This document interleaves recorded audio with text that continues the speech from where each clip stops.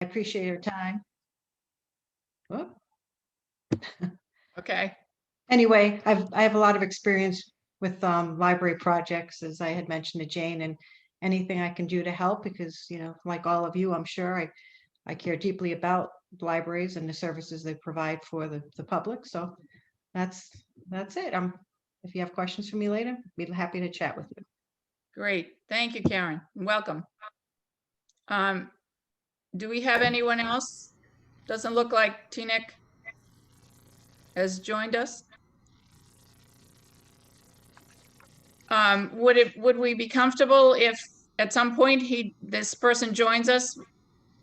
We can ask if they would like to make a comment or not. Is that okay? It would be okay with me. Okay. All right. So the next thing on the agenda is the approval of the minutes for the 12/14/21 meeting. And do we have any comments, questions on it? If not, we can take a roll call vote to approve. Anybody see anything? No. So I'll take a roll call vote to approve. Myself, Linda Callahan, I approve. George Pavino? Approve. Will Rubenstein? Yes. Richard Simon? Yes. Joe Baker? I approve. Mary Johnson? Okay. All right, so then the next thing is we'll do a recap of the 12/21/21 meeting with Bill Scott, Assistant Town Administrator, that Jane and Richard participated in. I don't know how you want to, who wants to start? Richard, why don't you start? Okay, so first of all, let me confirm that everybody got Jane's notes from the meeting, which I thought were, I mean, it was really well written. Yes. So Yep. I think I think we had gone in with two sets of objectives. One was a very specific set of questions related to logistics for conducting a survey for the library, utilizing public domain information in the form of census or voter rolls. And he confirmed that that was indeed clearly an option, that it would be something that the town would, because they were public domain information, we would be able to access that data, and then the only question would be, you know, formatting and that sort of thing. But he quickly segued into sort of a bigger question, which is about how he perceived the opportunity to not just survey. Actually, he thought that he opined that the town had been over-surveyed recently because of you know, the planning committee's excellent work on the visioning, and sort of pressed us a little bit on exactly why it was essential to do it at this specific time. And, you know, Jane obviously offered her observation that, you know, some of that is related to her requirements for strategic planning. But Bill sort of pushed back a little bit there as well and said, you know, isn't the work that the visioning committee did that really sort of points to some of this stuff adequate for at least that piece of it? So it really got back to the bigger story of what it was he thought. You know, again, I would put him in the library fan camp. He really definitely sees the need for a significant upgrade on the town's library, and obviously is aware of it. He did offer, though, that two big thoughts. One was that the marketing opportunity is really, or the marketing challenge is a little bit different than either the DPW's project or the wastewater project. He said in both cases, the DPW was a sort of a very clear, do you want to save money? by not letting our equipment deteriorate. And then the wastewater, there's a gun pointed at the town's head, right? If you don't do it, you're in serious trouble. So he thought both of those had that immediacy that required that, not that the library doesn't have an immediate need, but it's not gun at the head immediate need. So, and so he offered a number of suggestions. I think the biggest one was, from a marketing perspective, he said, it's hard when people can't even imagine what they are missing out on if there's not a clear contrast. And so he said, you can see the pictures. I mean, where we are and where we could be are as far apart as you can make them. So he was talking about, for example, children, we talked specifically like about the children's spaces and how, they're so small that we're down to rationing time in the space. So he said, and can you point to any other libraries which have, better children's facilities? It's like, yeah, it's pretty much everyone else. He says, and that's where he thinks that some of that contrast can be drawn. So you're not asking people about how far they drive to the library, but here's where we are. Here's an alternative state. Do you think we should have a library where we have less resources and we have to ration the time children can spend in it, or should we have something that looks like this, where we don't have to ration the resources? So that was point number one, the opportunity to really sort of pull together, what Library 2.0 would be. The other thing was around the public-private partnership. He is very aware of the needs and issues that the rest of the town communities have. So, for example, we talked obviously about collaborating with the senior center as an option. He also talked about, don't laugh, collaborating with the golf department. Because the golf department has a need for a space where they can host large groups. And so he actually offered in his own fashion, a set of, there's 3 or 4 other departments where we could actually collaborate together. So I could see sort of in the back of his mind, he's beginning to think about multiple levels of this thing. So we talked about funding, and specifically, referenced the monies that are already, I guess, sort of in the capital improvement plan. I think that Jane has already submitted. Yes, the 50,000. Yeah. And he sort in his mind, that's part of where the funding is going to come from for both marketing and feasibility work. So I think that was, Jane, did I miss anything? Now, he talked about forming constituencies, which is a really great way to present your story that's focused on different types of users, types of library users. And so that helps us to think about like our communications campaign and our marketing campaign of the future. Yeah, he specifically said that, in terms of building communities, and he opined on a number of them. Obviously, parents of children being a very specific one that he referenced. He also talked about historic society, specifically in the context of the historic society needing a new home. And historic South Yarmouth might be a great home for a historic group. I think it was a museum. Wasn't it a museum? Right, as a museum and as also you know, the types of things that you might do. An historic thing would be historic neighborhood tours, that sort of thing. We already mentioned the golf community, and there was, what was the other one that he referenced? Oh, environmental, recreation. Sort of the, you know, again, if the library was adjacent to some of the community's recreation areas, specifically the rail trail.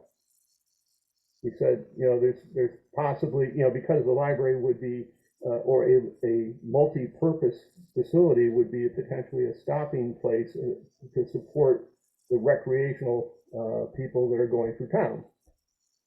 So what I think what he was trying to do is say, you know, if you have ways that sort of you get lots of different groups who have perhaps narrower interests to also be on your side, that's a good thing.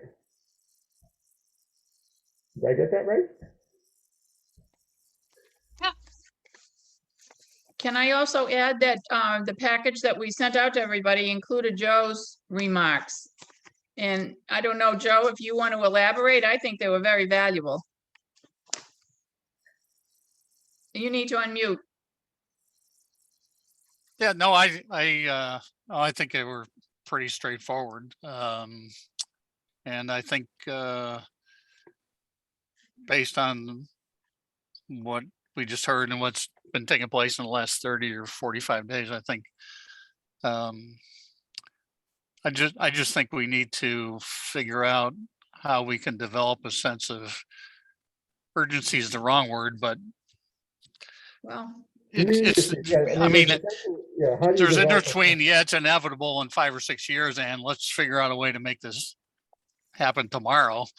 And so I think we're moving closer to sooner rather than later. That's my sense. So Yeah, I would. okay. Yeah, again, my sense from talking with Bill, the fact is that, you know, again, sort of, he probably took, it was an hour and a half at least. I mean, it was a good long conversation that covered a lot of ground, and sort of obviously the recap is there. I think the one thing that he was not prepared to do was anything going into Springtown meeting. I got the clear sense that Springtown meeting is from his perspective probably already chock-a-block, and so trying to jam more stuff into the Springtown meeting isn't going to work. Now, I know some of you, Unless it comes up as a question when it's presented in the capital plan. right? And I'm guessing that in the constellation of capital plan items, it's not going to even get a ripple.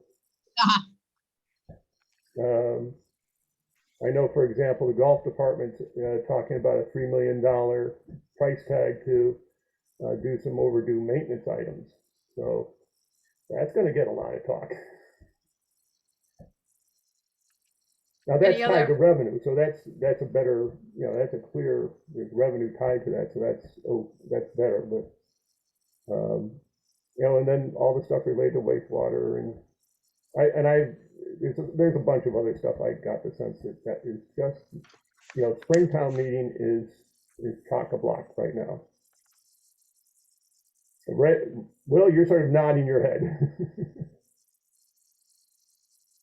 Yeah, and because at the planning board, we're talking about some proposed zoning amendments up to and including short-term rentals, and all kinds of fun things, and even a possibility of a zoning amendment for housing for seasonal workers. So there's definitely going to be stuff, and at some point, though, having said all that, we just have to decide, when we get to be as important as all the other stuff, right? And I don't know if it makes sense to keep, I think our powder should be dry for this spring, is my opinion, but it's just my opinion. Yeah, but I go back to sort of the, helping our constituents imagine what it should be or could be,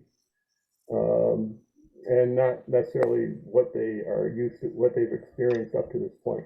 Well, Richard, I think there's an opportunity to still educate people at every town meeting, up to and including the one that we'd like to be actually having the money rain on us, you know? So like the whatever happened in October, that outreach that was done should be at every town meeting, in addition to whatever other efforts we're up to.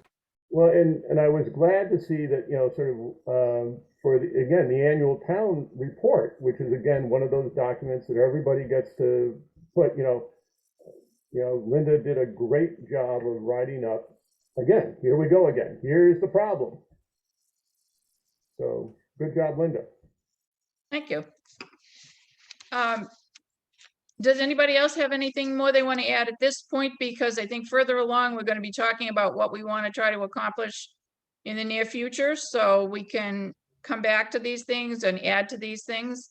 But we could move on to the next item if you're comfortable with that. Okay? I'm going to take a 10-second break. I had a procedure this morning. You okay? Yeah? All right. So. That's not fair, Will. Finance Committee and He Capital. started it. Sorry. Go ahead. Okay, Jane, Finance Committee. Well, this is thrilling stuff. But you know that it's budget season and we talk about the budget for 10 months out of the year, and then we take 2 months off, and then we talk about the budget for another 10 months of the year, and then we, whatever. So for the first time in 11 years, the library is out of waiver status with Mass Board of Library Commissioners because it's been properly funded to meet a municipal minimum appropriation requirement. Good job. So this, well, I didn't do it.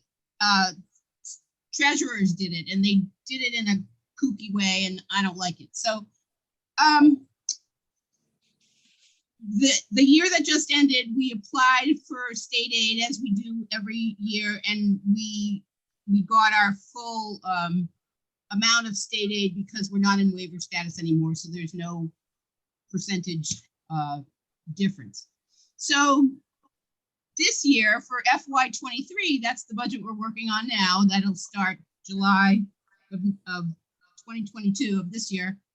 We are in the same boat in terms of being properly funded at an amount that meets the minimum. But I also had a chance to adjust our materials line because that's a requirement from the state that it be 15% of your appropriation. So we bumped up our materials line by about $40,000. So we feel pretty comfortable for this fiscal year, and it's been a long time coming. That was the Finance Committee meeting, and Bill was at both of these meetings, our Assistant Town Administrator, Bill Scott. The Capital Budget Committee meeting, they had a lot of questions about the Planning Committee and the status of our study and all that sort of stuff. A couple of them are new this year, so they got a good education on the history that we've been through up until this point, and then what the plans are for the future. They're concerned about the long wait that we've already endured to get onto any sort of wait list or anything like that with the state, but they're anxious to make sure that we have whatever funding we need to do more studies, more evaluations, any kind of documentation that needs to be done to keep us in the game. Yeah, I think one of the big things that came out of the Capital Budget Committee was a desire to move away from small transactional items and into strategic items.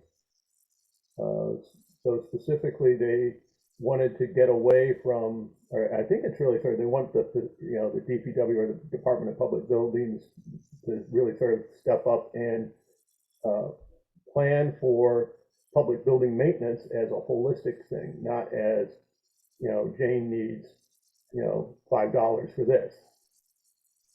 Which I thought was, again, I can sort of see some very good thinking going on behind the scenes so that we don't waste a lot of time talking about the small stuff.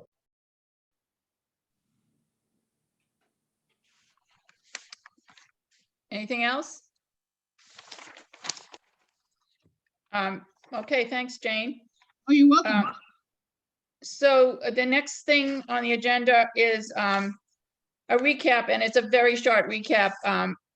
And Mary, I know you were, you had some feelings about this particular meeting, but it was the Land Disposition Committee meeting on the 11th of January. And I happened to just find out about it. And it was theoretically, it was not on Zoom, they said. Therefore, they did not have to go through the whole sending the link to people and all of that. There's a list of, a thread rather, of emails through Kyle Petticini, and it sounds as though it was mentioned and then it was found not to be necessary, that people didn't get in touch. Evidently, you were supposed to get in touch with him to say that you wanted to get the Zoom link to be able to attend. And since nobody got in touch with him, he didn't send Zoom links, but it was being recorded. And one of the members, Christine, and I've forgotten her last name, attended remotely. So it was sort of, and they didn't say that it was a hybrid. So it was a little confusing, but basically, this was their first meeting since last summer sometime. And they gave the list of parcels that we were aware of before. And I have a feeling that maybe, pardon me, but Sue might have thought that the meeting was at 4:30. There she Because is. she's just joining us. Okay. Anyway, they removed the Bayberry Hills parcel because it has restrictions for recreation and municipal use. So they were only dealing with the other ones. And they chose to make valuations 2 per meeting. And the meeting lasted 19 minutes. They covered the Christmas Way and the Old Townhouse Road parcels because they really needed to be thought of together because one gives access to the other. And there was some conversation about it, but essentially it included keeping it for conservation use, wellhead protection. Also, the cost of creating access through Old Townhouse Road might be prohibitive, depending upon what the use was going to be. And then he also mentioned, Christine also mentioned that there are other community groups that have expressed an interest, one of which being the library and housing. But essentially, they don't think that it should be removed from town ownership. And so they don't want to put it out for development. They voted to retain with no restrictions. The next meeting is on the 22nd of March. And then they will deal with any other pieces of property. They didn't mention which ones, I don't believe they mentioned which ones they were going to address. So at least though, what I found interesting was that someone outside of our group is aware that, and mentioned it publicly, that the library is looking at properties, other properties. So for a project. So that piece of property still is available. And I would think that the next thing we would have to confirm, and I know George, you mentioned it before too, whether it could ever be considered for a library since it was adjacent to a school building, and whether there were issues, safety issues and things like that of access that would have to be dealt with. And I don't know if it's worth going through the school department and asking for clarification on that. And basically that's all I have to say. But in that case, you're talking about the Christmas Way location? Yes, I'm sorry, the Christmas Way and Townhouse I Way. didn't understand that last sentence, so, but that's what I Well, thought you meant. Because we drove around there and it's right close to the school.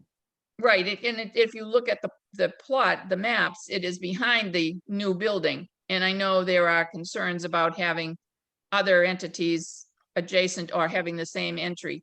So I didn't know if it's something that we should completely rule out by a statement from the school department, or if it's necessary, or if we want to do anything. Does anybody have any comment?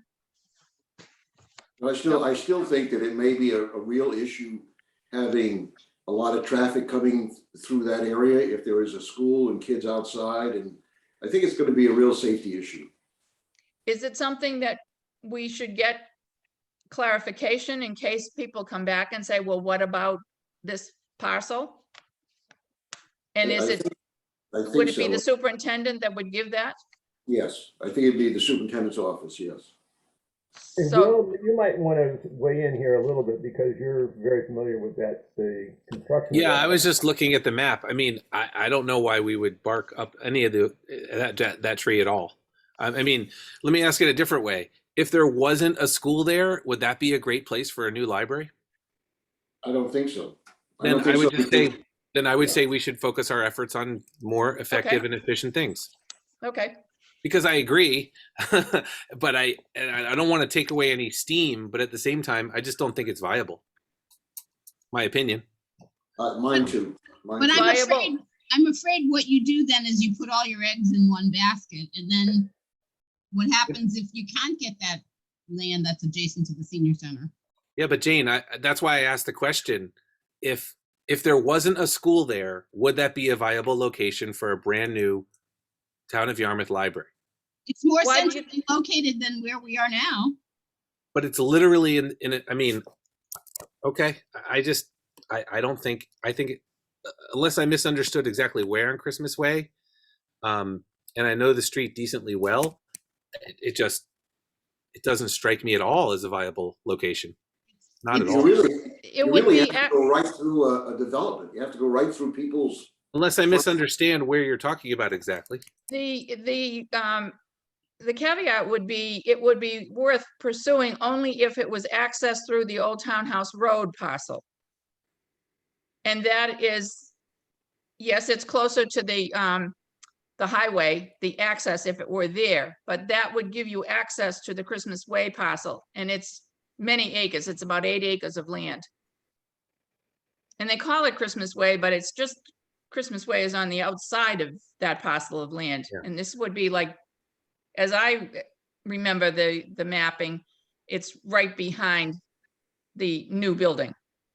The new middle school. I'm sorry? There's like a little triangle of where the school ends, and there's a triangle formed with Christmas Way being the north and northwestern line of the triangle.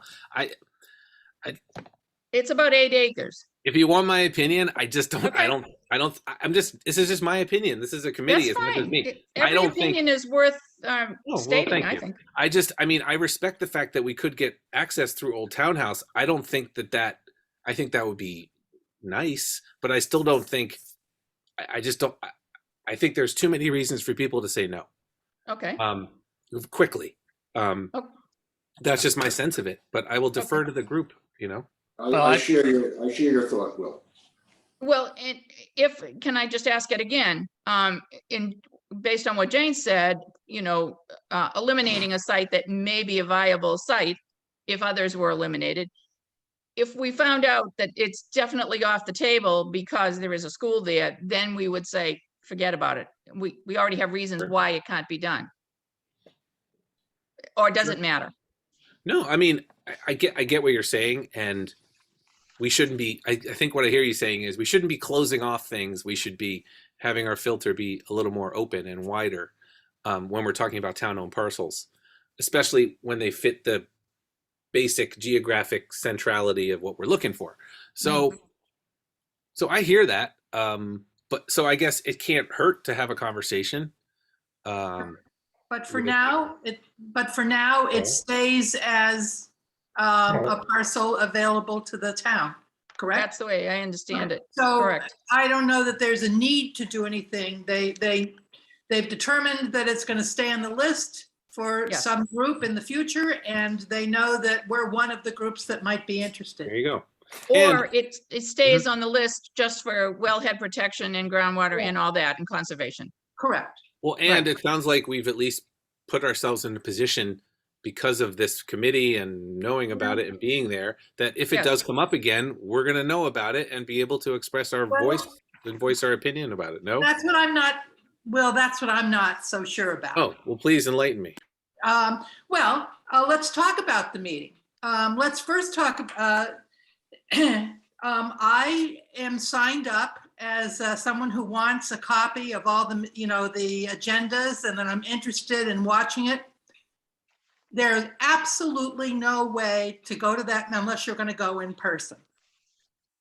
So it was not available to the public unless you wanted to go down to town hall, which I'm not going to do at my age in this atmosphere.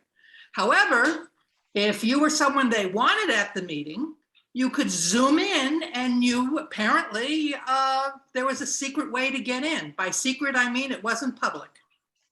For me, that is, that's a foul.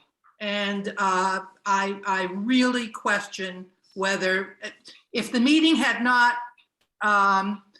accomplished what it did, if they had decided to sell that land, I would have raised holy hell. I mean, it just really should be open to the public, and it wasn't. Number two. So what's the mechanism to fix that? What's the mechanism to fix that, you think, Mary?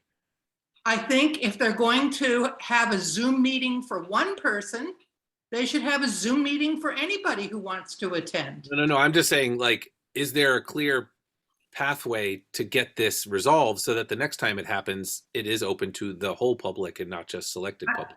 I mean, isn't there an open meeting law that they have to follow? Yeah. So I guess what I'm saying is, it feels like a town administrator conversation, to just say, hey, I was excluded from this because I am not willing to go into town hall, and I was not able to go on Zoom. I mean, I'm just trying to help. I don't know. I hear what you're saying, and if it continues to happen, I certainly will do that.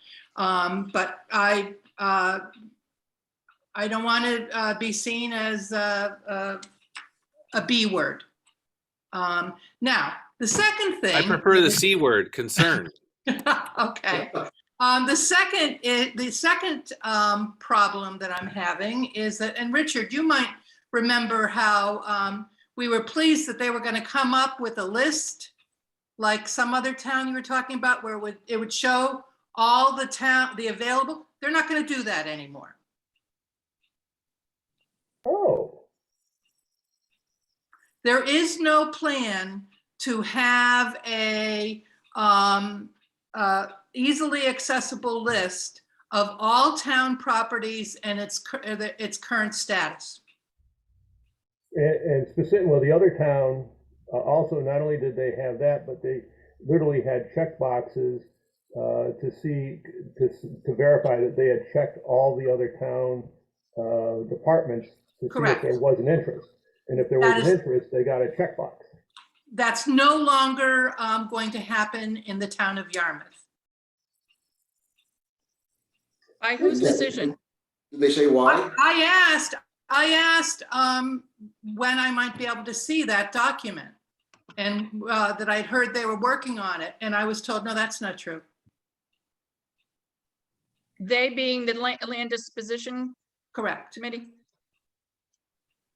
correct. So just for me, I'm concerned about transparency in the process of really important things like land, and who gets to, well, anyway, so that was my concern, and I will continue. I've got it down to be at the next meeting, and if I don't see a Zoom link 24 hours ahead of time, I will call the town administrator.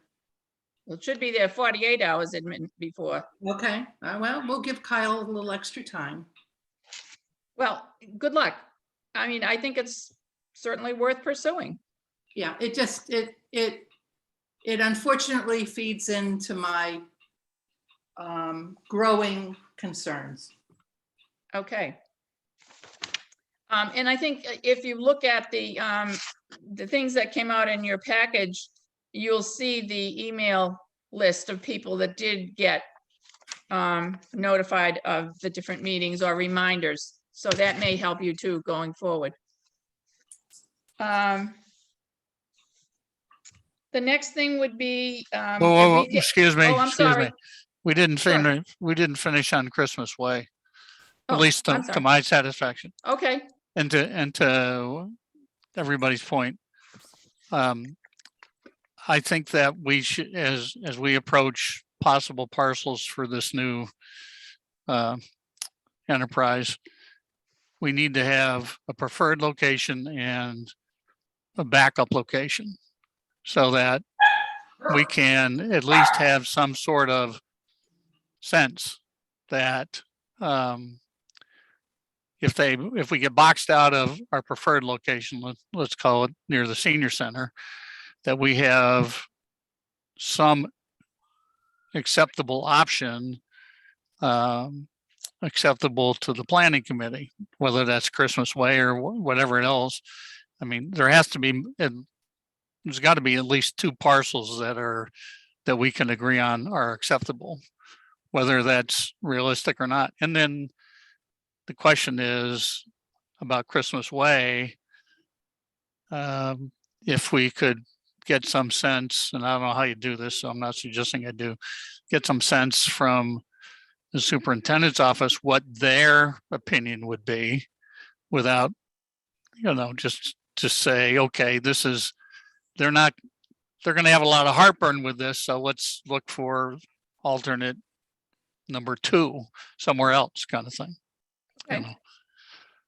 So that would mean someone, and probably me, contacting her and asking for a meeting or a conversation on a ruling or whatever she would say, a statement as to Yeah, just whether it can be considered? some sense whether they consider it a safety issue like George mentioned, or whether, I don't happen to think it's the best. I share that. And I think that in addition to the school, there's going to be issues from the neighborhood, even if you come in off Old Townhouse Road. Yep.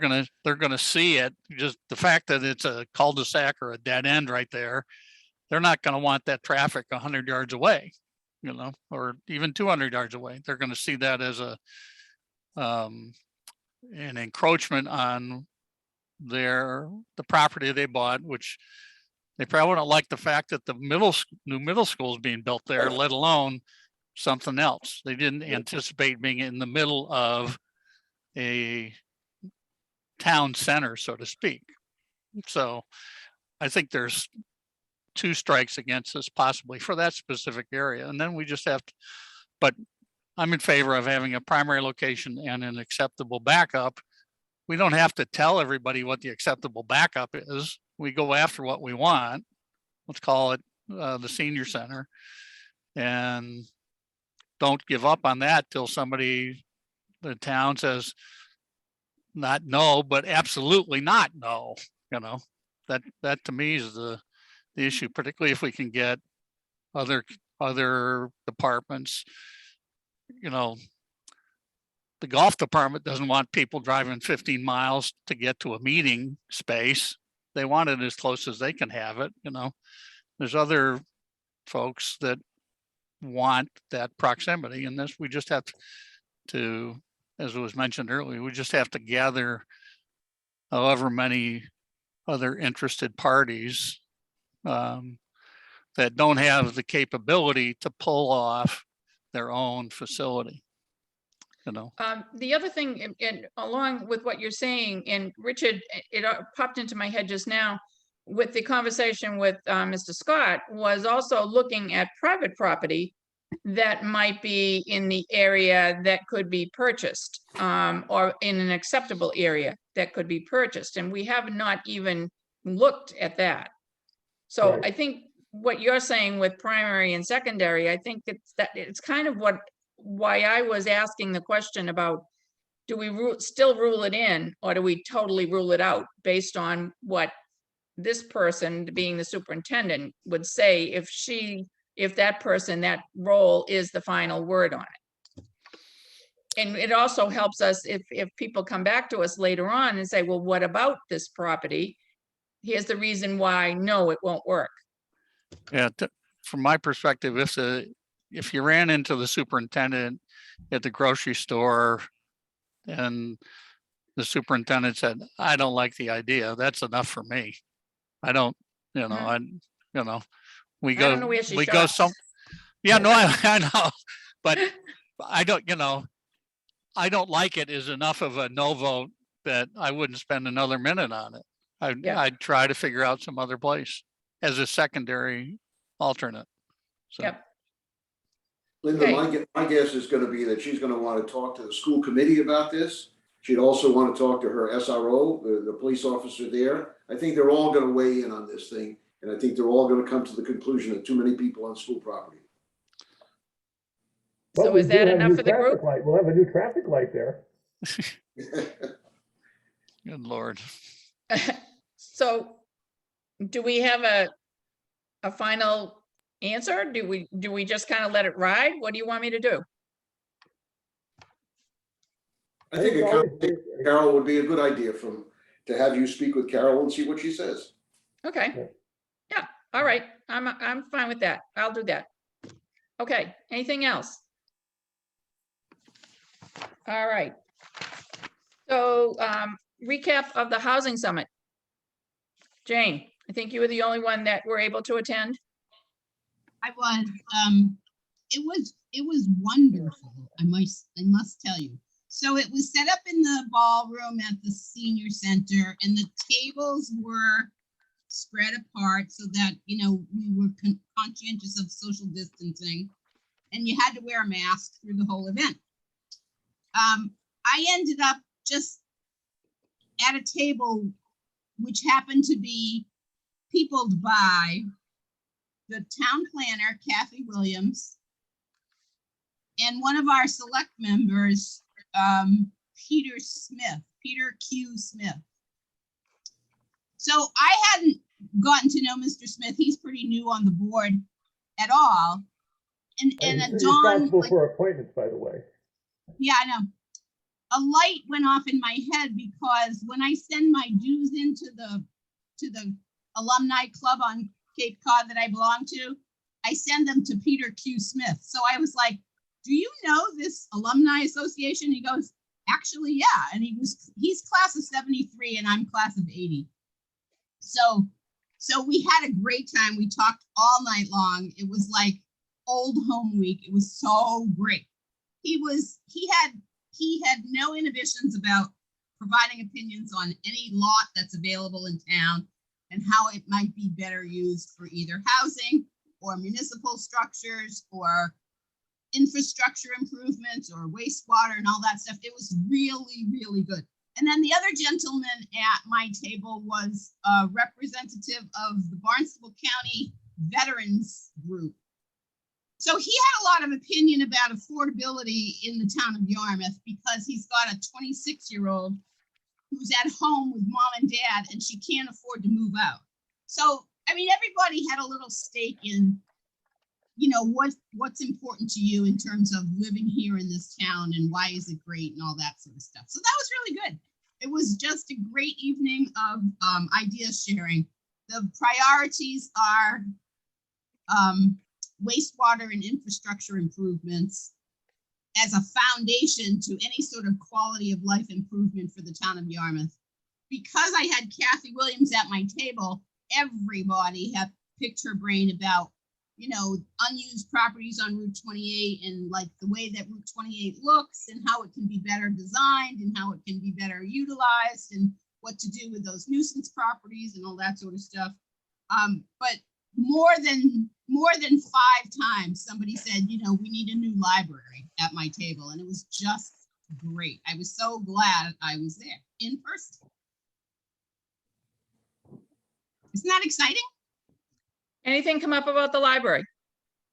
Yeah, well, we talked about it. I mean, Peter Smith looked at me and he said, yeah, like right next to the senior center, that'd be a great location to put a new centrally located library, state of the art. He's like, I can't believe what our libraries are like in this town. You know, there was a whole bunch of talk about how we needed improved facilities. So before we get into other comments, I wanted to piggyback on what Jane was just talking about.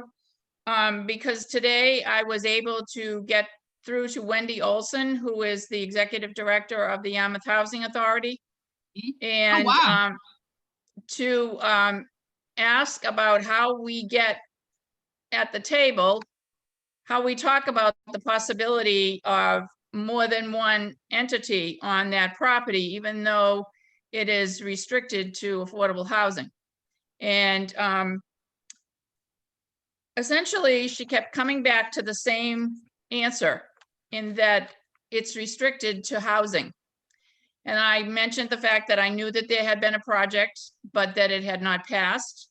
Would the housing authority ever consider collaborative projects, land swap with other places in town? And she could not answer, she could not give an answer for the housing authority. They limit the number of meetings that they go to their own meetings. And I think that's been mentioned before because of procurement issues. I don't understand that.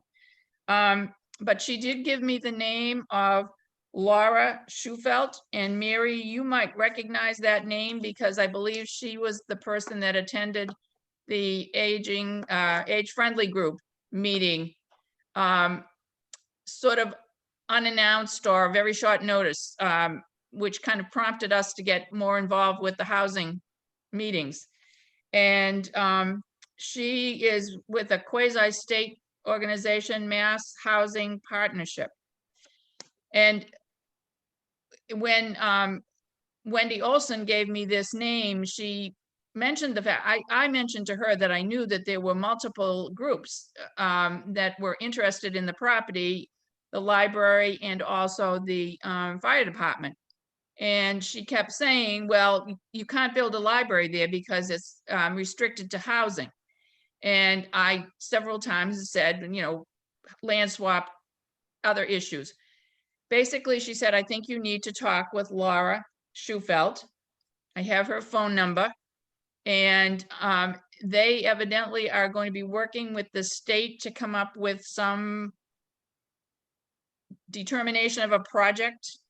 I'm not sure exactly what that means. So I think that Wendy Olson was not comfortable really stating anything, and they wanted it to come from Laura Schufelt. So I will contact Laura to see what this is all about. And I wanted to add that here because it goes into the whole housing issue. It sounded as though one thing that Wendy did mention is that when a project is being considered, building housing on that property, you have to put it out to bid to a developer. And it has to be of a size to make it worthwhile for the developer to even respond and want to build on it. At one point in time, Mary Wagon did mention that it is possible to adjust density depending upon the number of acres. So that could feed into the possibility of a smaller portion of the property going to housing. But the deed restriction exists on the whole parcel. I sort of alluded to the fact, well, if the fire department was looking for it, would there be any kind of concessions made for the fire department, even though this land was to be used for housing? There was no response. So I'm happy to pursue with Laura Schufelt. I don't know what that will mean. I'm happy to share, but there's no guarantees on that property as being, you know, it doesn't sound like, oh yeah, sure, we'll be willing to talk about it. So this kind of goes along with what Joe was saying, the primary location versus the secondary location. And if we in fact can even expect to be able to negotiate to get 8 acres of land. I kept saying we're only looking at, 6 acres of land. We're only looking at 6 acres and there's 18. So that's what I got today. Any comments? No. Oh. That doesn't sound like good news, Linda. That doesn't sound like good news for our primary I don't location. know how much weight it carries. Yeah. Those statements. And that's what I have to admit, in these last few weeks, and I have expressed this to several people separately, I am feeling very frustrated on forward motion. And this is part of it, that I feel like mixed messages are coming from different groups as to the direction we should pursue. And I'm having difficulty accepting that and knowing what to do next. And that's why the last thing on the agenda is really looking at that. What do we do next? And so I'm not totally discouraged by that answer. I now know of another person to ask, and there's a contact that's been directly made with the Yarmouth Housing Authority. I've heard from different people. It might work. Yeah, I think you could work it. No, there's no way you're going to be able to work it.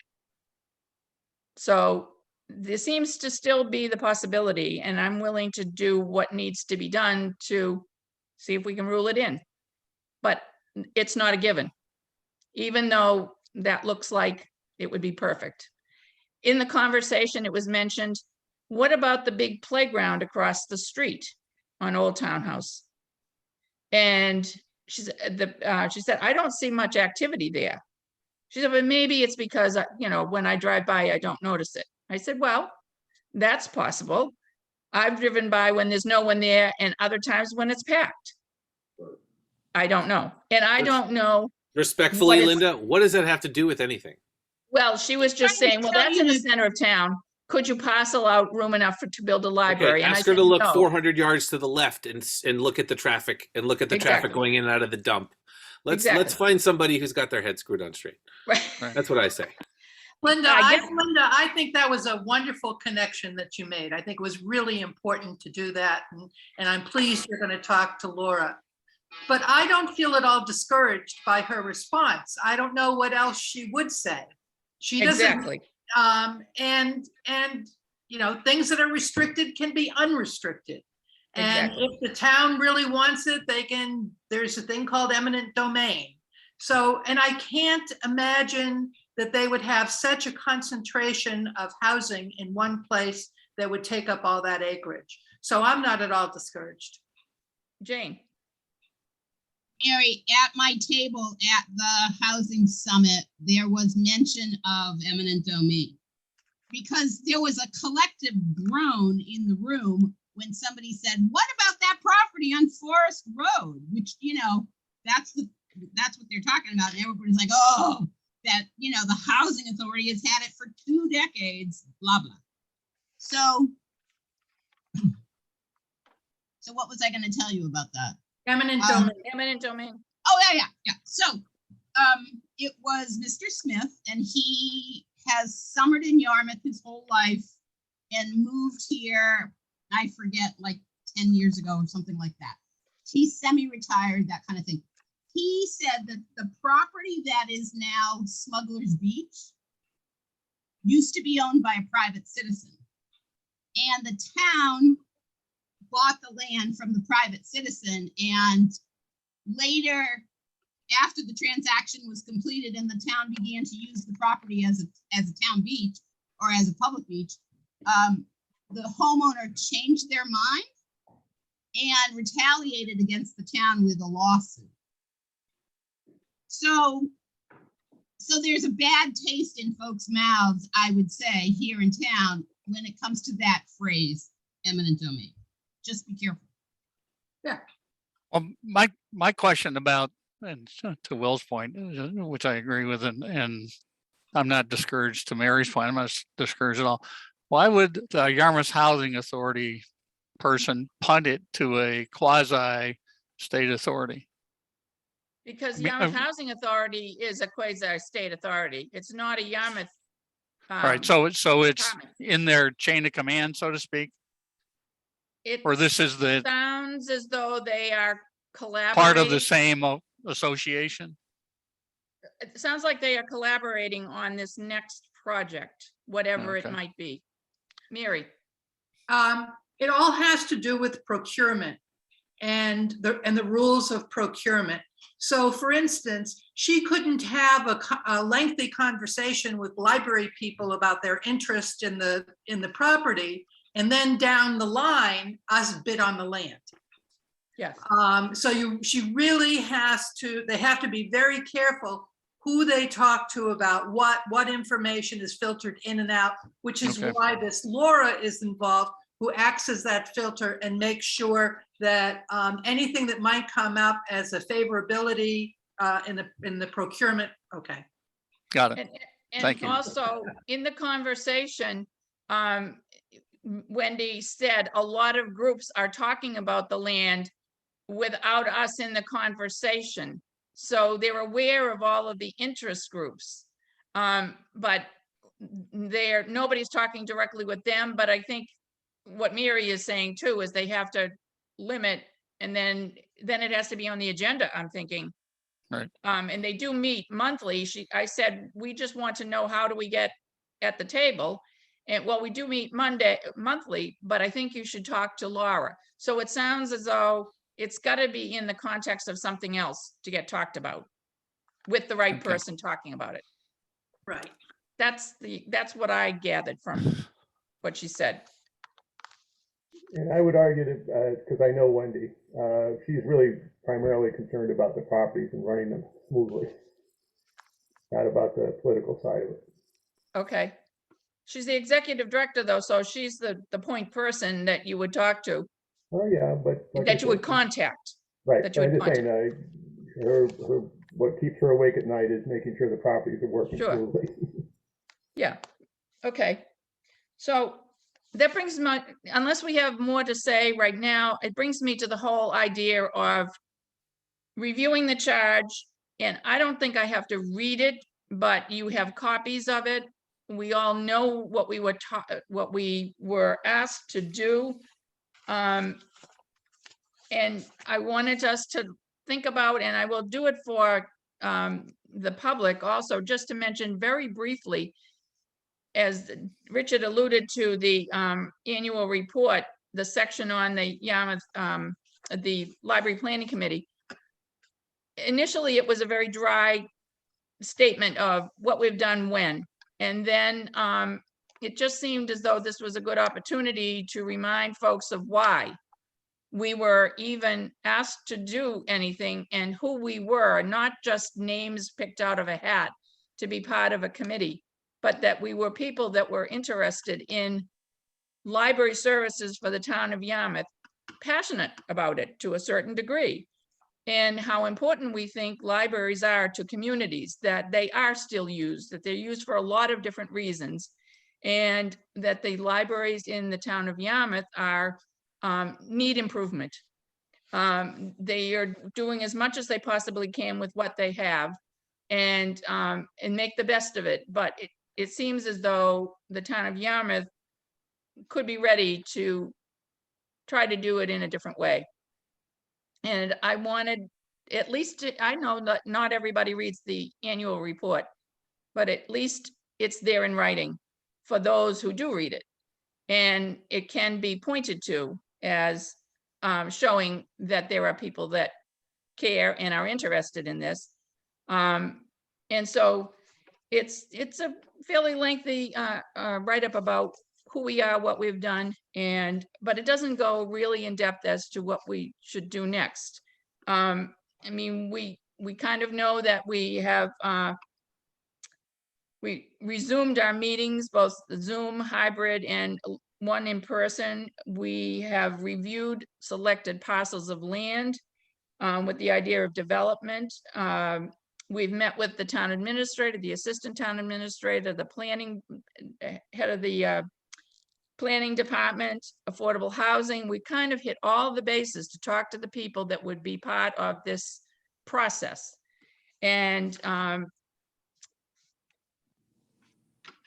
Jane is sharing it. I don't remember how many folks had the opportunity to see this in its draft form, but it will give you a chance to look at it. I'm just picking out some of the things where we became part of the visioning project.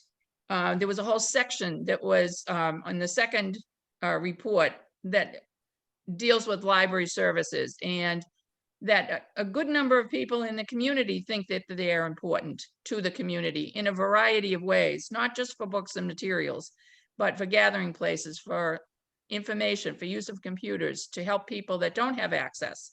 And this is the one thing in the town that gives access to everybody, no matter what. And documents are currently available for information. They're on the library website. And those are the kinds of things we've made available to everyone. Now the next step is, what should we do next? We've talked a little bit about some specific things that I think we need to do. And I am feeling like, is there any other kind of timeline that we can create for ourselves? Different things. I know we've gotten feedback from the assistant town administrator, but when do we do what? And I need help with that. I'm not sure what we should put our energies into first.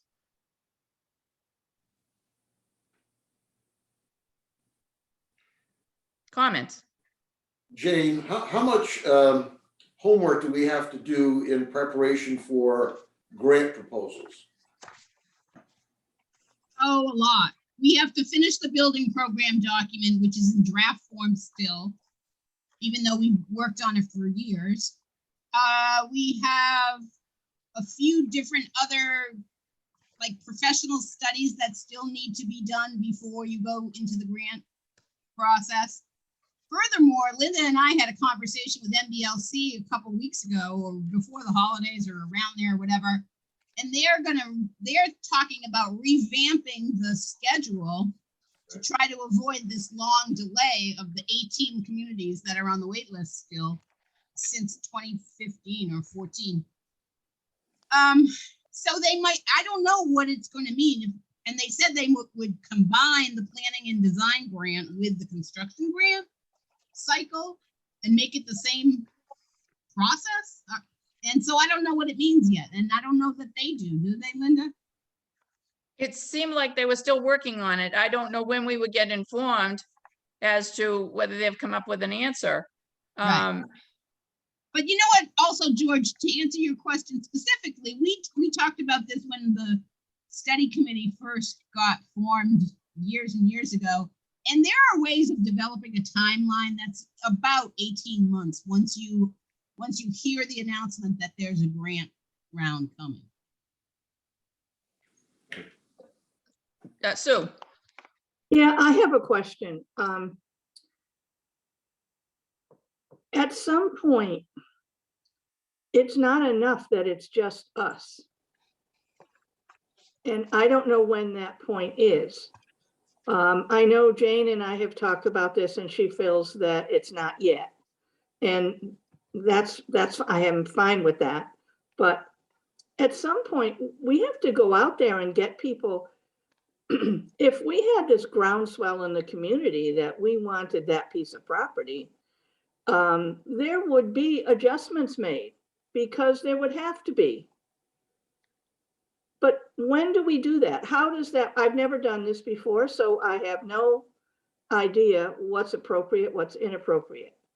But isn't that something we should be trying to do at some point, is to get people so that there's more people than just us fighting for this? Anybody I know, else? Mary, you've done this before, and other people probably have, so I'm just going to leave that as a question. Our guest today, Karen Spiewak, has an experience with doing it for the town of Charlton. And I have experience with another town, but I got into the game when they had already the grant in hand. So I didn't have to do all that pre-game work. Karen, if you want to unmute yourself and enlighten us, feel free. Hi again, everyone. Can you hear me okay? Yes. Mhm. So I feel like this is, like, for me, deja vu, quite honestly. Again, I had been involved with the Charlton Public Library Capital Campaign Steering Committee for years. Most recently, I served on the Capital Campaign Steering Committee for the Charlton Public Safety Building Committee. And, you know, it's like, I guess the short answer is you really need to have a strategy. You need to have your ducks in a row. And I'm still kind of let's face it, I'm new to the community now. We've had a house here, but now my husband's getting ready to retire, so I'm full-time Yarmouth resident, yay. Welcome. And again, I found out about this need, and with my experience, and anything I can do on a volunteer basis to help, I absolutely will. I think I'll add the most value, quite honestly, when it comes to if you need to raise money to match the state grant. So because we had a really strong marketing campaign. You know, we did everything from with the help of the town administrator, we developed a landing page on the town website. We had a student get involved and develop a Facebook profile, you know, logo, you know, frame that people could do. We had mailers. We did use the voting registration list. We went through ethics trainings. Our committee was all volunteers, and we got in touch at the state level to make sure we weren't violating anything, because as the town mailing it out, there are many rules. One thing, I don't want to sidetrack too much, but you never want to use anything like, you can't use language like vote for. You have to Right. be very, just here's the facts. But having that multi-pronged approach, and we even made a short video. If you Google the Capital Campaign Steering Committee for the public safety campaign, we had someone do a 3-minute video and actually show the need. We had regular folks who used the library, or who used the you know, the firemen or whatever campaign we were doing, give their reasons why they support it. You know, as you know, and I don't know enough people in this community, that's for sure, but you get people who are involved and well respected in every age, you know, seniors, high school students, and you get them to speak out on your behalf. We went out and did standouts. We held signs saying, support us when it came up for the vote. You know, we need this. But for us, we leveraged the state from the building, the state grant. And we basically said, you know, look, we have this. So we applied for it. We had it, but it was the string attached, of course. And I think it was a good string was, look, we're going to give you this, the state said, but you have to, your town has to come up with X. So now we could go to the town, a town meeting, and say, hey, look, folks, we're going to lose all this money over here unless, you know, the town's willing to give us some money. But in between, we also, so we had, it was, if you think of a pie chart, we had the state grant, we had to have the town meeting vote. And then we also were tasked to raise about $1 million back then. This was, you know, geez, like a decade ago or whatever. I lost track. It was like, I kind of purged it. It's like childbirth. You purge it from your memory after you go through it. But, you know, that it's very important to get your ducks in a row, gain the momentum, and then it'll all fall into place, and keep everyone informed. You know, like you could go before the select board with updates. If you don't have, we also were fortunate that sometimes the select board members would volunteer to be a liaison on a committee like yours, for instance, and then they'd take it back. Sometimes they can't, they just not enough hours in a day. Someone from the committee would go before the select board, you know, and give an update. Meanwhile, our meetings were always either zoomed, or you had the ability to watch it after the fact or during. And so the public was always, you know, if you wanted to be informed, you had an opportunity to be informed. So again, I apologize because I have to go in and do more homework, but I do know, as someone new to town, you know, the general question you'd come up with is, you know, okay, so justify the need. And I'm sure you have a lot of data on usage, size, all of that. It's like, if you can justify the need, that's beautiful. Many people don't understand, who don't use the library, that people go there again to, you know, to build, to get help doing job resumes, to the children's room is a great example of what you just mentioned. You know, you got to hit it from every single angle so people understand the need, but you got to justify the need with the data.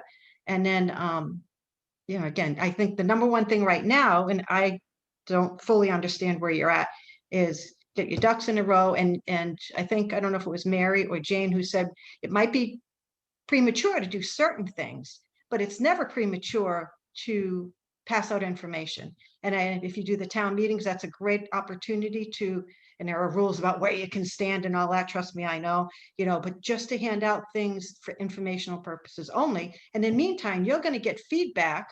You're all going to get feedback. Someone's going to say something when you hand it to them, or if they review it.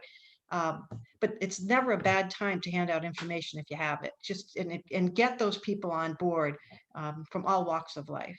But so moving forward, again, I have a lot of things that have been done that I know, we can share, from my other town, that the model's already been done, and for some of it, things have changed a little bit, of course, but in a good way, because now we have social media, we have things like TikTok, we have all kinds of things to get information out to the community. But We just got to use it all. Yep. Karen, so your role was being involved in a capital campaign that would serve as a match of sorts to the town and the state, correct? Correct. And and you're saying that the timing on that was, the carrot was that you had the state funding in hand. Right, we had the state funding, correct, Mary, and then, it almost was like a domino thing. We had the state funding, but we had to raise the money. Right. We were tasked with raising, I think they only wanted us to raise like $500,000, but we wound up raising more. So here's if I may, here's our dilemma. Here's where we're at, I think, is that indeed we've done a wonderful job of saying, here are our current libraries. They each need a lot of repair. They each need repair and renovation. They need upgrading. And to upgrade them and repair them, it would cost X. The two X's, the X is much higher than a new library, which would be the Y. So we know about what these costs are. Now, of course, every year that goes by, all the numbers change. And all we can do is say, here's the way it was before, and here's what we anticipate the increase every year that we don't do it. But I've not heard, so we came to the conclusion as a committee that just based on the numbers, it made no sense to throw more money at having two separate libraries. Then when you could combine them, it's much more cost efficient and effective in terms of programs. Okay, so then the problem is that, and I gotta say, both libraries support groups agreed with us. As much as they loved their library, they understood the dollars and cents of it. However, every time we talk to town hall, they say, well, no, we've heard people want their own library. Well, no, everybody wants, they want their own village. They want their own village sources. And our response is, here's what we've heard. They said, well, go out and build consensus. Well, in the meantime, I mean, the first thing, anybody who doesn't want a central library says, well, where is it going to be? That's why we're focused on the land, Karen, because we think if we said, well, here's where it's going to be, then we could speak more concretely. The bigger issue, or where I'm at, and I think some others are, is how far out are we from that state grant? Are we supposed to just be sitting around for the next 3 or 4 years talking to people, or doing what for the next 3 or 4 years while we wait for, and I like how Will put it, we need a gun till we have a gun. Either one of the one of the libraries collapses, God forbid, or the state money becomes available. But what really makes sense, to be doing now, cost effectively, if we're not going to get any state money for 3, 4, 5, 8 years.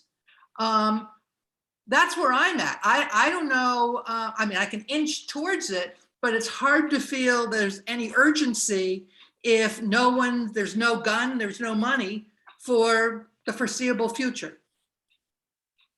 Yeah, I hear you and I agree with you. And that's what you just mentioned, you have to show through data the sense of urgency. And if you can't, then you have a problem. You have to back it up with numbers. And then once you have your numbers that will drive it, justify it, then you can get everyone on board from what we've just talked about, Well, I think we can show them we need new libraries. They're saying we just can't afford it. Where are we going to get the money to do this? And the answer is the 3 places: the state, the town, and the private. But it seems to me the driver is the state. Yeah, unless you can always vote to do, fund it entirely through the town. Well, that's I not know. gonna happen. I hear you. Well, Or okay, so- just a quick question: is there anyone around where you want the library to be located willing to donate land? I know it sounds far-fetched, but there are very generous people in communities who just need to be asked or made aware that you're looking in that area because there's benefits to them for donating the land. Richard, Just- can I food for just, thought. along that line though, Richard, you had your hand up, so do you want to speak to that? So in other towns, they have moved forward with out-state funding, notably Barnstable and Dennis. And part of the reason that they moved forward with out-state funding was because they did it through completely through private, primarily donations, because they could then avoid having it as a state or as a city contract, and they cut their costs by 30% by not having it be a state, having it be a private contractor as opposed to a public contractor. And I will add, we were very successful at identifying foundations and trust, people with trust who we got them on board, and we literally made our material, and we're knocking on doors, we networked, and we went and met with people, did our half-hour spiel, and we usually walked away with a donation. Or there's hundreds of foundations, and I'm hearing a lot about historical building, depending on where you are or area. That's another area you can explore, except in the historical district, as you know, there's a lot of things when it comes to actually building, but there's a lot of private funding out there. It's a lot of work, but it is possible to fund with private donations, but it's all about the network and getting people to go out and having your material and going out and boots on the ground, as they say. Well, it would seem, if you're talking along those lines, that it would behoove us to find out how much private land is available in that particular area of the town. Right off the top of my head, I don't think there's much other than home lots, but with houses on them, but I don't know for sure. And we would have to get a commitment from either an individual that owned it, or there's another property that is town property, not too far away, but we would have to get a commitment from the town that part of that property could be used. That I'm feeling like we have to get some commitments from some people as to a location, even though the assistant town administrator says the site is not the first thing. Almost anybody that you talk to wants to know where it's going to be.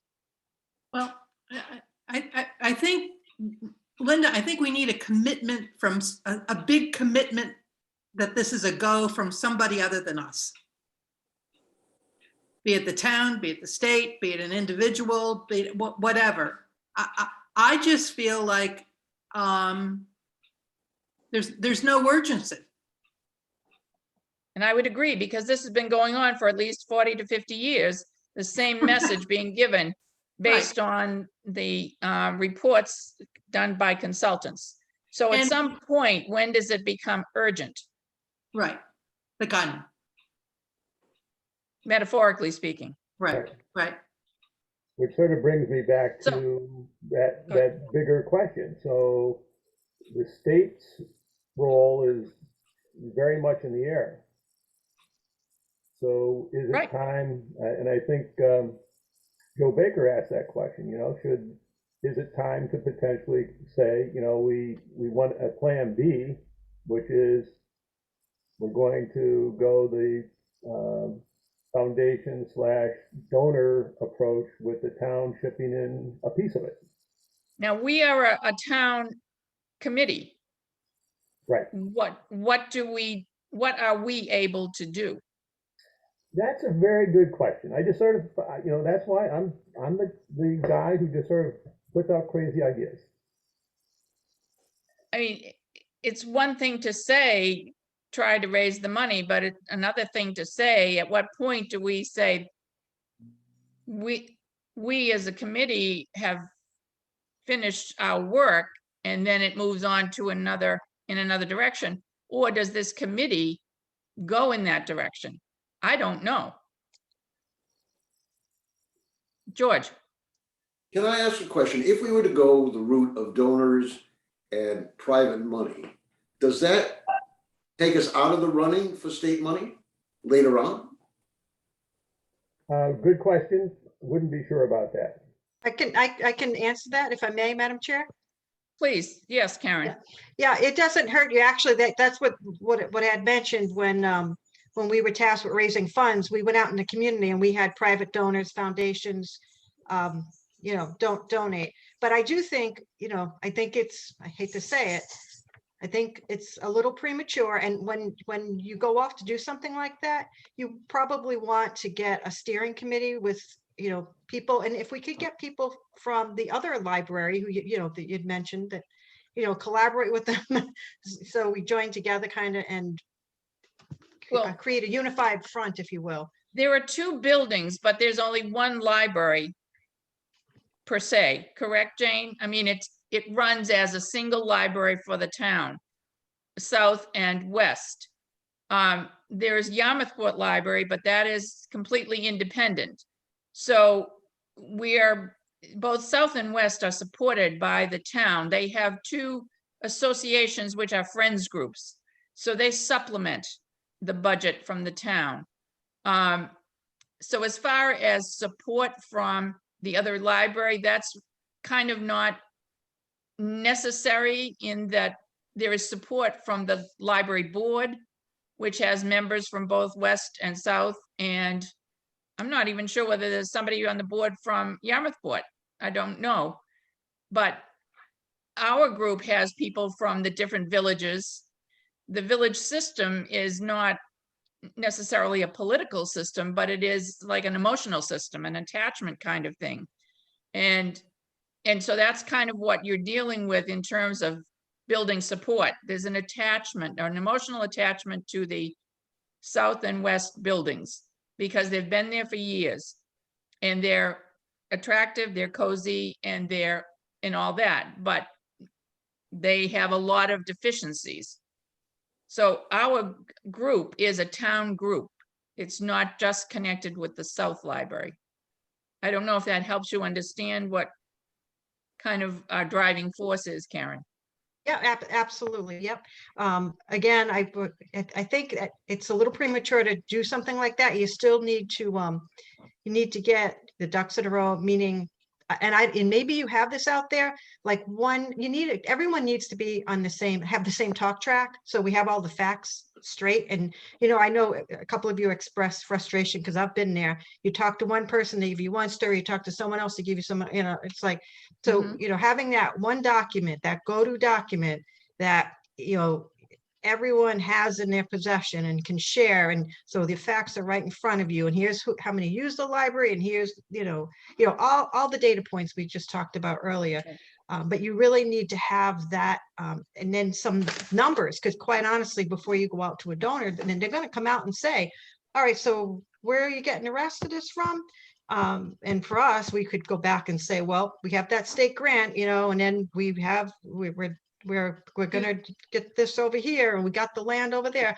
So, yep, go ahead, Excuse me, sorry. Karen, excuse me, I need to interrupt. Will, you sent a message saying that you have to, Oh I'm yeah, sorry. I would love to stay, but unfortunately, I my understand. other job calls. Right. So well- is there anything you want to add before you leave? No, I'm just glad that Karen is now connected to us, and I appreciate her willingness to give us some lessons learned. Okay.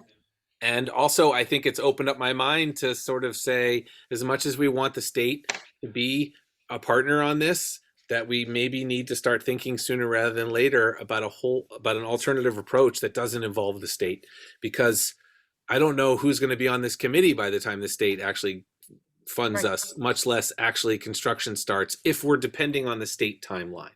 Right. I'm hoping to be proven wrong, but that is what I'm learning, and that's an important takeaway. I thought it was a good discussion overall, of course. I just want to add very quickly before you leave, Yeah. one of the other things that everybody got in their packet was a list of questions and answers that appeared on the Norwell Library website, and they were successful in building a new library. And I wanted them out there because I know we need to add more to the library website in terms of questions and answers to get information out to the public, so that we can say to people, if you want to know, or if you have this comment, here's an answer. In addition to passing it out in paper form, which we did. So those topics, they're not hard and fast, they're just suggestions. What I actually did was, they have given their answers. I just took the questions and made up the list. What I'd like everybody to do is look at it and come up, either make some suggestions on answers, make some suggestions on other questions, and help get more on the library website in terms of information. At least we can direct people to that site. We did have the update for the Board of Selectmen in July. I know we're on their list. When you see their agenda, we're on a list of ones that were taken off of an active spot. They're still down there, so I'm assuming that those are things that they still want to do, but we're not going to be done. We're not going to be up there until after the town meeting, I would think. So we'll continue to do those kinds of updates and the public presentations, but we've got to be doing other things too, and figure out, who do we go to next? Who does it? What do we say? And also get the library building program to a better point that can be used. I would like to also pick. Goodbye, Karen's- Will. My Thank you. apologies. Thank you all. Bye. Thank I'd you. like to pick Karen's expertise here as well. One of the things that not everybody is a visual learner, or they are a visual learner. They like to see things. Yes. So each one of those questions actually has the potential to be one of those 2-minute advertorials. Okay. As an example. How do we do that?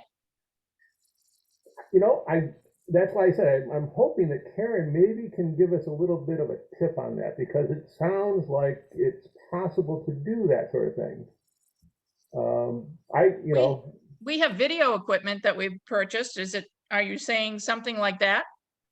Yeah, so it's and if you think about town meeting, before the town meeting, what does the town do? They have somebody who's a relevant speaker say, here's what's in that warrant. Right? I think it's, rather than reading it, you have it read to you. Not in that sense, but because they can apply both the visual, because a picture is worth 1,000 words. So now you can, Okay. here's where we are, here's where we want to be. Analyses can be done with a picture as we talk over it. And Karen, I really sort of, when you were talking about those mini commercials you were running, I thought, that could be interesting. Okay. And I do have to drop off to Linda, and I just wanted to say thank you. I put my video on, but I'm losing, I don't have like the bandwidth or whatever my husband fine. tells me I don't have. You But will, again, know. I love the conversation. You know, I hope to be, I use me as a resource, you know, ping me with questions. Maybe I can have coffee with people offline and share experiences with you. And just, I did want to just say, Richard, you're right on, because about people like infographics, they like to hear people talk. Unfortunately, and this is proven with the statistics, the data, don't, and I know we're a library people, but people lose interest in reading in about, 10 seconds, I think. It's like, that's it, you lost them. So you got to have that elevator pitch, and you got to show them a visual or mix it up, and it's all good. But again, I apologize, I have to drop, but I will be back in touch, or I think all of you have my phone number. I know Jane. We will be in Jane has touch with it. you also, Karen. Thank you so much for joining Thank us. you for joining us. All right. Karen. And keep up the good work, really. It's Thank going to be you. worth it in the end. We Have a good feel one. that way too. Bye now. Bye-bye. Bye, thanks, Karen. So I think we have our work cut out for us, and I'm hoping that we've gotten like a jolt of energy or something, caffeine maybe, to, keep going on this and figure out what to do next and how we can be most effective. And the whole idea of consensus, you have to build consensus, and you have to build it on something. So we've got to have facts and foundation and things like that. And we have, when's our next meeting? We haven't decided that. And can we agree on if people having things that they need to do before the next meeting? But- So theoretically, the next meeting would be on Valentine's Day, just to put that in everybody's Do pipe. we think that that's I gonna won't be here. fly? What's that? I won't be here. That's not a good idea. You'd be in trouble, right? Karen would, That's not a man. good idea. So what's our alternative? The 21st would be the next date, which would be about No, a you're month in from the now. wrong year, sir. I'm in February of 22. Last time I checked. The 21st is a Monday. Are you, Right. We usually meet on Monday. Yeah, we usually meet on Tuesday. Monday. no, we meet on Tuesday. You're in the Tuesday. wrong That would be the- yeah, organization. Okay, so It it'd would be be the the- 15th. Sorry, wrong meeting. Wrong organization. Where is it? So it'd be the 15th. That's perfect. February the 15th. Yep. Okay. I So, won't be, what? I won't be here. Are you gonna be away? Yeah. Okay. Would you probably wouldn't join us on Zoom, correct? I suppose I could. I don't know. And what tasks can we accomplish? Yeah, I'd rather you gave me something to get done before I leave, and then I'll be gone. Give me some ideas. I put out that list of questions and answers. That was the most concrete I could get at this point. So Okay. can we work with that to start with? That's what I Sure. would like to, George, I'm gonna like to work on the questions and answers. Yeah, I'll do the same thing. Can Okay. you did you send them recently? Jane, was they it- were included, correct? In the package? Yes, Okay. Yes. I'll try to find them, and if I don't, I'll let you know. Yeah, they're just samples of what Norwell put on their website, and they were Quite a successful. while ago. You put Pardon me? them out quite a while ago also, did you not? No, it was just with this last Zoom link. Okay, all right. Jane, I can't hear you. I said last week you sent. it. Yeah. So shall we just have that as something that we can work on concretely? And if anything else comes up, I will let people know if I get anything from the housing person that might require us to do something. Sue? Yep, that's fine. Okay. How about the rest of you? Does that work? So the other thing that I was very intrigued with Karen's description of the visuals that they used. So I would like to sort of have myself at least, and anybody who wants to have coffee with Karen, sort of hop on, really sort of talking very specifically about some of their messaging and how they went about it and how we could potentially do it to answer the questions in a much more interesting fashion. Okay, I'd like to That's be part fine. of that conversation, Richard. Okay? I'm sorry, I missed the last thing. Jane, did you say? I just told Richard I'd join him for coffee with Okay, Sharon. all right. That's great. It'll be a little bit more than coffee, though. I Coffee and can't Kahlua? there, All but- right. I won't I'm be there, Richard, on but I recording. would definitely be willing to be part of it when I return, which would be towards the end of March. And again, this is a process as much as anything. Because, Absolutely. we need to understand a little bit of, the mechanics and logistics that they went through to script it, to, Yes. Yes.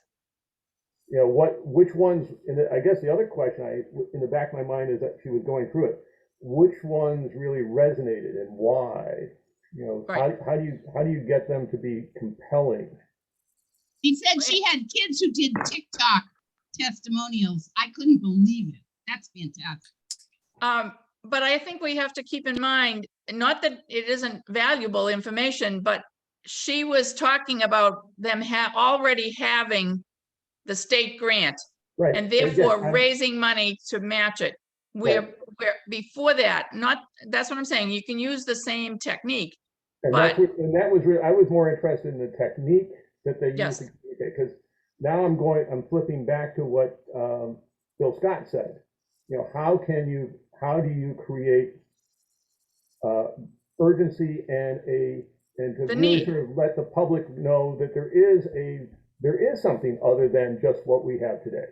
That's right. That's right. And that way is the whole consensus thing. You're going to build consensus if they've got information to process and make decisions on.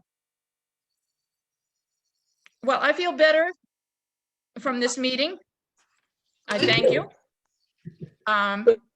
Is there Good. anything more that we need to say besides that we will adjourn? We have the next meeting? Right? And we do need a roll call vote. Yes, Hang on, is the February meeting on Zoom? Yes. yes. Thank Can you. I ask that as you meet with the others that stepped off, you inform them or talk to them about what we've talked about is what to do to work on Yeah. for the next meeting? If you see them, and I'll send a quick email too, but also talk about it. That would be great. All right. Thank you all very, very much. I appreciate it. Thank you. Thank you. We have to vote to adjourn? We just Vote, did. we just did. Raise your hand. We Good. waved. Good. Okay. Okay. All Bye. right. Bye-bye now. Thank you. Thanks, everybody. Everybody. Bye.